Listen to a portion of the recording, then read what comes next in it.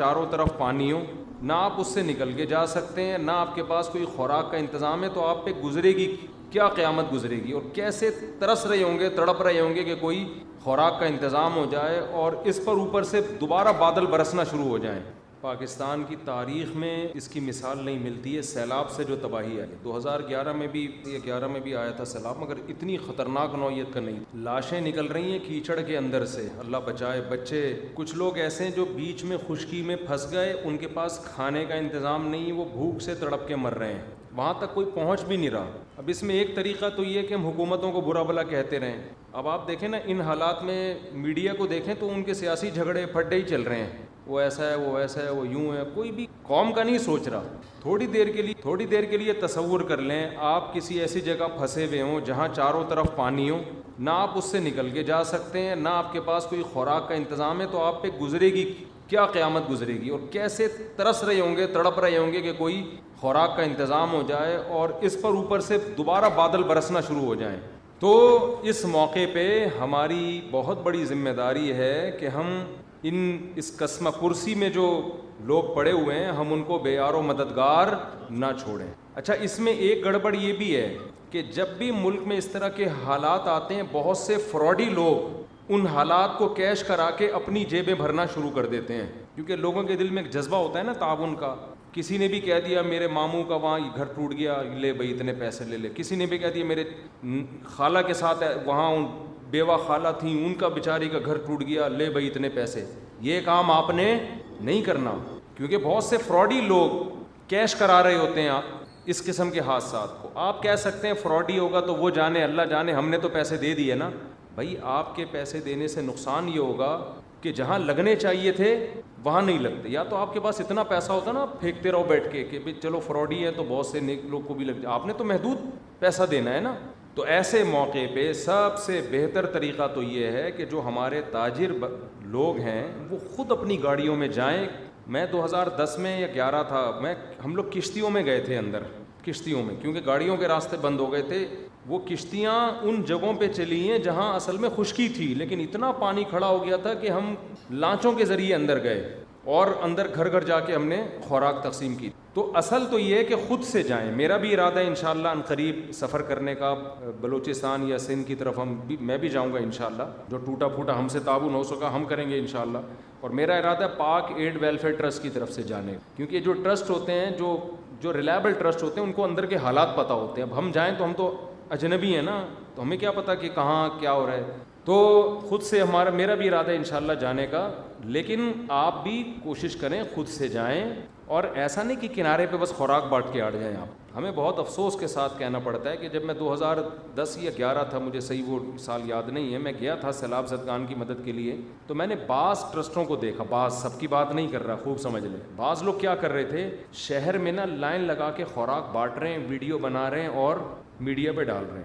اور اندر بالکل بھی کام نہیں ہے جہاں لوگوں کو زیادہ ضرورت ہے۔ جو پانی میں اندر دور دراز گاؤں میں لوگ پھنسے ہوئے ہیں، ان تک کوئی بھی نہیں جا رہا۔ کچھ تھے مخلص، کوئی بھی نہیں جا رہا کا مطلب ہی نہیں کوئی بھی نہیں، کچھ تو مخلص ہر جگہ ہوتے ہیں، لیکن بہت سے لوگ یہ کام کر رہے تھے۔ ہمیں افسوس اس پر ہو رہا تھا کہ یار جہاں چینل طرف سے کوریج ہو رہی ہے وہاں تو ایسی خوراکیں بانٹی جا رہی ہیں، جہاں کوئی چینل والا جانے کے لیے تیار نہیں ہے۔ اب یہ سوشل میڈیا اس وقت زیادہ متحرک نہیں تھا، جہاں کوریج نہیں ہو رہی، اندر پانیوں میں جا کے چھوٹے جزیرے بنے ہوئے ہیں، خشکی ہے، وہاں تو کوئی بھی نہیں جا رہا۔ وہاں چونکہ کوئی کوریج دینے کے لیے تیار نہیں ہے تو وہاں خوراکیں تقسیم نہیں ہو رہی ہیں۔ تو یہ بھی کچھ تھوڑا سا، بعض ٹرسٹ ایسے ہیں جن پہ ٹرسٹ نہیں کیا جا سکتا، اچھے بھی ہیں برے بھی ہیں، دونوں طرح کے ٹرسٹ چل رہے ہیں۔ بعض لوگ تو ٹرسٹ بناتے ہیں بلیک منی کو وائٹ کرنے کے لیے، ایسے بھی ٹرسٹ ہوں گے، یقیناً ہے، ہمارے ملک میں سب کچھ ہوتا ہے تو یہ کیوں نہیں ہوتا۔ تو آپ کسی ریلائبل ٹرسٹ پہ ٹرسٹ کریں، آپ سمجھتے ہیں۔ تو پاک ایڈ ویلفیئر ٹرسٹ تو چونکہ میرے شاگردوں کا ہے، میں ان کے ساتھ کئی دفعہ ٹریولنگ کر، میرا ٹرسٹ نہیں ہے پاک ایڈ ویلفیئر، لیکن میرے شاگردوں کا ہے، تو مجھے ان پہ اعتماد ہے۔ لیکن آپ کو جس پہ بھی اعتماد ہو، اس میں خدیجۃ الکبریٰ ٹرسٹ بھی ہے، بہت اچھا کام کر رہا ہے۔ اسی طرح ڈیفینس میں حضرت مفتی عبدالستار صاحب کا ٹرسٹ ہے، اس کا نام کیا ہے، بیت السلام، وہ بھی بہت اچھا کام کر رہے ہیں، ریلائبل لوگ ہیں۔ اور بھی ہیں، ان کے علاوہ بھی ہیں، بڑے بڑے ٹرسٹ ہیں، جس پہ بھی آپ کو اعتماد ہو آپ ان کے ذریعے تعاون کر سکتے ہیں۔ بہتر تو یہ کہ آپ خود جائیں، دوسرے درجے میں آپ کسی ایسے ٹرسٹ پہ ٹرسٹ کریں جو قابل ٹرسٹ ہو۔ سمجھتے ہیں کہ نہیں سمجھتے؟ اور ان کے ساتھ تعاون کریں، وہاں خوراکیں اور ان کی جو مدد ہے وہ ہماری ذمہ داری بنتی ہے، ان تک پہنچائیں آپ۔ تو ایسے موقع پہ ان کو بے یار و مددگار چھوڑ دینا یہ بہت بری حرکت ہے۔ نبی صلی اللہ علیہ وسلم نے فرمایا وہ شخص مومن نہیں ہے جو پیٹ بھر کے کھائے اور اس کا پڑوسی بھوکا سوئے۔ تو یہ ہمارے پڑوسی ہی ہیں، ملک کے لوگ ہیں ہمارے، ملک کے نہ بھی ہوتے تو بھی انسانی ہمدردی سے تعاون فرض بنتا ہے ہمارا۔ تو جو یہ تو اپنے ملک کے لوگ ہیں، ان میں سب سے پہلی ہماری ذمہ داری ہے۔ اور الحمدللہ ہمارے ملک کا ریکارڈ ہے دنیا میں خیراتی اداروں میں، ہم تعاون میں پیچھے نہیں ہیں۔ جو اگر آپ دنیا میں سروے کریں گے نا تو آپ کو پتہ چلے گا یہ قوم بڑی زرخیز ہے، لیکن اس کو الو بنانے والے لوگ بہت زیادہ ہیں۔ قوم بہت پیسہ نکالتی ہے الحمدللہ، لیکن یہ پیسہ صحیح جگہوں پہ خرچ عام طور پر نہیں ہوتا، غلط لوگ عام طور پہ پیسہ کیش کرا لیتے۔ تو آپ تاجروں کی میں سمجھتا ہوں ذمہ داری خود سے جائیں بھائی، خود جائیں، خود اپنے ہاتھ سے غریب کو نوالا کھلائیں، بڑا مزہ آتا ہے۔ حضرت عمر نے نہیں کیا تھا کہ بھوکے تھے بچے، کیسا پیارا واقعہ۔ حضرت عمر وہ راشن کی بوری ڈال کے ان کے گھر گئے تو ان کے خادم نے کہا امیر المومنین اب آپ یہاں سے چلیں، بس انہوں نے کہا نہیں، میں نے ان کو جیسے بھوک سے بلکتا ہوا دیکھا ہے نا تو اب میں ان کو کھاتا ہوا بھی دیکھنا چاہیے۔ تو ان لوگوں کو جا کے آپ، ہمیں اتنا اچھا لگتا تھا جب 2010-11 میں گئے تو ہم نے جب ان کو خوراکیں، تو ایسے غریب لوگ ایسے بیچارے سادہ چاول اور چنے تھے اس میں، وہیں ہم نے دیگیں بنوا کے وہیں بانٹتے تھے جا کے، وہ اتنا خوش ہو رہے تھے۔ اس میں ہندو بھی تھے اور عیسائی بھی تھے، مسلمان بھی تھے، سب کو کھلایا الحمدللہ وہاں پہ۔ لیکن بہرحال تو اس لیے بھائی بلوچستان میں اور یہاں پر سندھ کے حالات بہت خراب ہیں، باقی کی مجھے خبریں نہیں ہیں، خبریں آ رہی ہے KPK میں بھی بہت کچھ ہوا ہے، بہرحال جہاں بھی ہوا ہے ہم سب کی ذمہ داری بنتی ہے، تو اس میں خوب تعاون کریں۔ لیکن میں نے بار بار بتایا کہ ایسا نہ ہو کہ کوئی بھی آپ کو الو بنانا نہ شروع۔ ابھی لوگ آ رہے ہیں میرے فلانے کا گھر ڈوب گیا ہے سندھ میں، اب ہمیں نہیں پتہ یار ڈوبا بھی ہے کہ نہیں ڈوبا، پتہ نہیں کیا، تو ہر آدمی آ کے اب کیش کرا لے گا، بہتر ہے وہیں جائیں آپ۔ کوئی کہتا ہے کہ میرا کسی ریلیٹیو کا گھر تباہ ہو گیا ہے تو پھر آپ تھوڑی تحقیق کریں کہ ایسا ہوا بھی ہے کہ نہیں ہوا ہے تو پھر مجھے سے لے رہا ہے اور بھی پتہ نہیں کتنوں سے اس نے کوٹھیوں بنانے کے پیسے جمع کر لیے ہیں، مٹی کے مکان کے نام پہ پورا بنگلہ خریدنے کے پیسے جمع ہو گئے، تو یہ بھی نہیں ہونا چاہیے۔ دونوں اعتدال، افراط و تفریط سے بچ کے یہ کام ہونا چاہیے۔ نبی صلی اللہ علیہ وسلم نے فرمایا انسان اللہ سے دعا مانگتا ہے، زندگی بھر مانگتا رہتا ہے، اور اللہ زندگی بھر دعاؤں کو قبول کرتے رہتے ہیں، لیکن اس کو نظر نہیں آ رہا ہوتا، اس کو نظر کہ اللہ اپنے طریقے سے دعا قبول کرتا ہے۔ اگر اللہ ایسے دعا قبول کرے نا، آپ نے ادھر کہا اے اللہ میری تنخواہ ڈبل کر دے، آفس گئے باس نے کہا کہ جناب نئے وزیر اعظم نے جو اعلان کیا ہے اس کی منظوری ہو گئی، ٹھا کر کے ایسے دعائیں قبول ہونا شروع ہو جائیں تو غیب پر ایمان ختم، پھر تو دعا کی ترغیب دینے کی ضرورت ہی نہیں رہے گی۔ سب لوگ مصلی لے کے مسجد میں آ جائیں گے، سارا دن دعائیں مانگتے رہیں گے کہ اللہ سے جو مانگو ملتا ہے، خربوزہ مانگو خربوزہ ملتا ہے، تربوز مانگو تربوز ملتا ہے، افطاری میں پکوڑے مانگو پکوڑے ملتے ہیں، سموسے مانگو، بھوک لگ رہی ہے کیا کریں، سموسے ملتے ہیں، جو مانگو وہ ملتا ہے۔ دعائیں تو لازمی قبول ہوتی ہیں، لیکن انداز وہ ہوتا ہے جو اللہ کرتے ہیں۔ اللہ کہتے ہیں میں اپنے طریقے سے کروں گا۔ اب اس کی بڑی لمبی چوڑی تفصیل ہے کہ کیسے قبول ہوتی ہے۔ بعض دفعہ جو چیز مانگ رہے ہیں اللہ وہی دے دیتا ہے آپ کو، بعض دفعہ اس کا متبادل دے دیتا ہے، آلٹرنیٹ دے دیتا ہے، بعض دفعہ نہ آلٹرنیٹ دیتا ہے نہ وہ چیز دیتا ہے، کوئی مصیبت آنے والی ہوتی ہے، اس دعا کی برکت سے اس مصیبت کو ٹال دیتا ہے۔ آپ اپنے بیٹے کے لیے بچی کے لیے دعا مانگ رہے ہیں اس کو ٹھیک کر دے، وہ ٹھیک نہیں ہوئی لیکن دوسری نے بیمار ہونا تھا، اللہ نے اس سے وبا کو ٹال دیا۔ تو جن کا غیب پر ایمان ہوتا ہے وہ تو مانگتے ہیں، اللہ سے مانگتے ہیں۔ پتہ ہے بھائی یہ ہو نہیں سکتا کہ جس خدا نے کہا ہے کہ میرے سامنے ہاتھ اٹھاؤ، حدیث میں آتا ہے اللہ میں اتنی غیرت ہے کہ جب کوئی اللہ کے سامنے ہاتھ اٹھا کے مانگتا ہے تو اللہ کو خالی ہاتھ لوٹاتے ہوئے حیا آتی ہے۔ بڑے سیٹ کے پاس کوئی بھکاری جائے اور پیسے مانگے اور وہ اس کو دھتکار دے تو بھکاری کہے گا نا یار نام تو بڑا سنا تھا آپ کا، بڑے سخی ہو، تو اللہ کو حیا آتی ہے کہ ان ہاتھوں کو خالی لوٹائے. دیتا ہے لازمی. تبھی ہم نے اہل اللہ کو دیکھا ہے کہ مانگتے بہت ہیں, بڑی لمبی لمبی دعائیں مانگتے ہیں. لوگ ان کو بے وقوف سمجھتے ہیں کہ یار یہ ہر وقت مصلی پہ دعائیں مانگتے رہتے ہیں لمبی لمبی, ملتا تو کچھ ہے نہیں. انہیں پتہ ہے کہ یہ بہت ملتا ہے اللہ سے مانگنے سے, لیکن اللہ کا انداز ایسا ہوتا ہے کہ صرف وہ مانگیں جن کو غیب پر یقین ہے. یعقوب علیہ السلام ساری زندگی مانگتے رہے اللہ تعالیٰ سے. اس مانگنے کا بدلہ کیا ملا ہے؟ دوسرا بیٹا بھی اللہ نے چھین لیا. عجیب بات ہے یا نہیں ہے؟ پہلا بیٹا گم ہوا تو اللہ سے اس کے ملنے کی دعائیں مانگتے رہے. دعا کیا قبول ہو رہی ہے؟ قحط پڑ گیا, کھانے پینے سے بھی گئے, اس سے بڑی مشکل. راشن لینے کے لیے بھیجا مصر اپنے بیٹوں کو, تو دوسرا بیٹا بھی بولو گیا, وہ بھی بادشاہ نے رکھ لیا. روتے روتے آنکھوں کی بینائی چلی گئی. آپ کی اولادیں آپ سے کیا کہنے لگیں؟ تاللہ تفتأ تذکر یوسف, اللہ کی قسم آپ یوسف کو ابھی تک یاد رکھا ہوا ہے. حتی تکون حرضا او تکون من الہالکین, آپ کی جان نہ چلی جائے. تو زبان سے یہ نہیں کہا کہ میں اللہ سے مانگ مانگ کے تھک گیا ہوں لیکن اللہ دینے کے لیے تیار نہیں ہے, میرا تو دوسرا بیٹا بھی گیا. جب دوسرا بیٹا بھی گیا ہے نا, اس وقت یہ الفاظ کہیں کہ آنکھوں کی بینائی چلی گئی. گھر والے کہنے لگے کیا آپ کو ابھی تک یاد ہے؟ کچھ چیزیں غیر اختیاری ہوتی ہیں. اپنے اختیار سے غم کو سوچنا یہ شریعت میں جائز نہیں ہے, لیکن کچھ چیزیں انسان کے اختیار میں نہیں ہوتی. وہ غم جو آپ کے اختیار میں نہیں ہے اس پہ آپ کو گناہ نہیں ملتا, بلکہ صبر پہ ثواب ملتا ہے. شریعت میں حکم یہ ہے کہ غم کو بھول جاؤ, اس کو ایک ہی چیز کو لے کے مت بیٹھے رہو.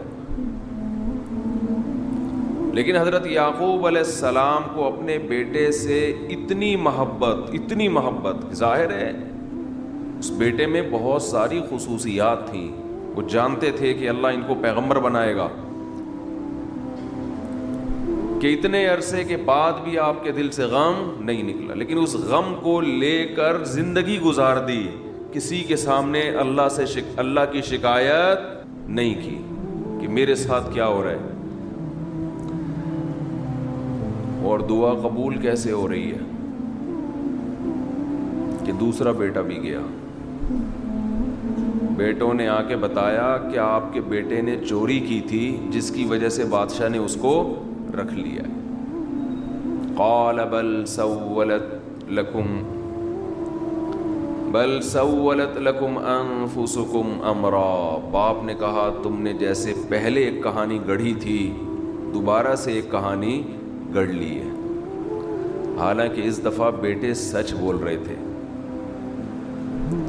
چوری تو نہیں کی تھی لیکن الزام لگا تھا چوری کا. تو یعقوب علیہ السلام نے دوسرے بیٹے کے جانے پہ ایک لفظ ناشکری کا زبان سے نہیں نکالا, بلکہ کیا کہا؟ انما اشکو بثی وحزنی الی اللہ واعلم من اللہ ما لا تعلمون. میں اپنا غم تمہارے سامنے بیان نہیں کرتا, صرف اللہ کے سامنے بیان کرتا ہوں, اور اللہ کے بارے میں وہ کچھ جانتا ہوں جو تم نہیں جانتے. کیا مطلب؟ وہ مجھے تسلی دے رہے, اس میں خیر ہوگی. ہمارا کام ہے مانگنا, ہم بھکاری ہیں. یہ تو ملحد اور خدا کے منکر لوگ ہیں جو مسلمانوں کا مذاق اڑاتے ہیں کہ یہ دعائیں مانگتے ہیں اور ان کو ملتا کچھ نہیں ہے. او بھائی ہمیں اس سے غرض ہی نہیں ہے کہ رب کیسے دے رہا ہے, ہمیں اس نے پابند بنا دیا مانگو, تو ہمیں اہل اللہ کو تو مزہ اس سے آتا ہے کہ اس نے ہمیں بول دیا مانگو, وہ نہ بھی دے, مانگنا ہی ہمارے لیے سب کچھ ہے. تو میں جو بات عرض کر رہا تھا وہ یہ تھی کہ یعقوب علیہ السلام مانگتے رہے, پھر دوسرا بیٹا بھی چھن گیا, کوئی مایوسی کا کوئی لفظ مایوسی کا زبان سے نہیں نکالا.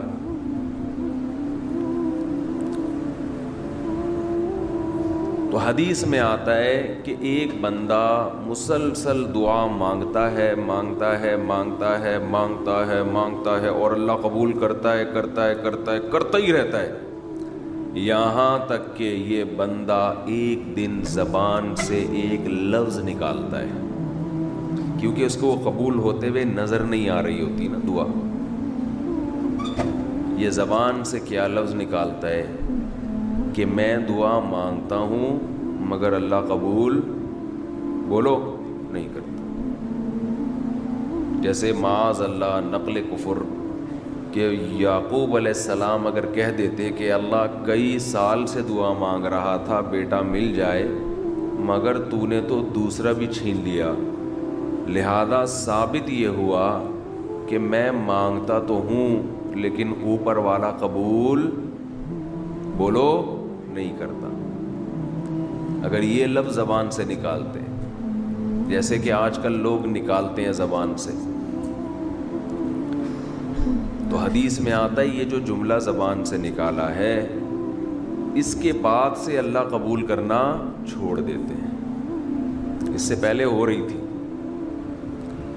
آپ نے یہ لفظ کہہ دیا اس کو ہلکا سمجھ کے, اللہ کے ترازو میں یہ کلمہ, یہ چھوٹا سا جملہ بہت بھاری ہے اللہ کی غضب کو دعوت دینے کے لیے. اللہ کہتے ہیں مجھے تانا دے دیا کہ میں قبول نہیں کرتا. گھروں میں جھگڑا ہوتا ہے نا, عورت کہتی ہے مرد کھلا کھلا کے تھک جائے, بیوی کہتی ہے ہاتھ تنگ کیا ہوا ہے کھلاتے نہیں ہوں. بعض دفعہ آدمی کو غصہ آتا ہے کہ اب میں ہاتھ اپنا تنگ کر کے دکھاؤں گا, اب انڈے نہیں لے کر آؤں گا. میں کہتا ہوں چنگیز خان بھی, اگر کوئی چنگیز خان کی اولاد ہے نا, اس میں بھی اتنی طاقت نہیں ہے کہ بیوی کہے کہ 6 انڈے چاہیے اور وہ ان 6 کو 4 کر کے دکھا دے کہ نہیں آج 4 انڈے آئیں گے 6 نہیں آئیں گے. کوئی ہے ایسا مائی کا لال؟ کوئی ایسا مائی کا لال پیدا نہیں ہو. تو استنبول کیسے فتح کرو گے؟ صحیح, استنبول کیسے فتح کرو گے؟ سلطان محمد فاتح نے استنبول فتح کیا تھا نا. ایک بڑے بزرگ نے بڑی اچھی بات کہی کہ فرعون نے ہزاروں بچوں کو قتل کیا